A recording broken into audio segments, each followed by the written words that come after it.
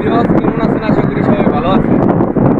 মরুভূমির ভিতরে এই মরুভূমি এই যেগুলো হলো সব বালি, দেখছেন সব বালি। এই মরুভূমির ভিতরে এত সুন্দর ঘাস, উটের ঘাস আল্লাহ পাক সৃষ্টি করে রাখছে।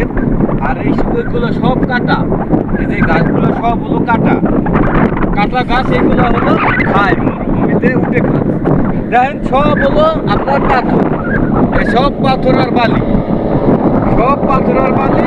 এইগুলা খাইতেছে উট আছে। উটো আপনাদেরকে দেখতে পেলাম মাছ উট হলো উট ওদিকে অনেক দূরে, অনেক দূরে উট আছে। উটের কাছে গেছিলাম।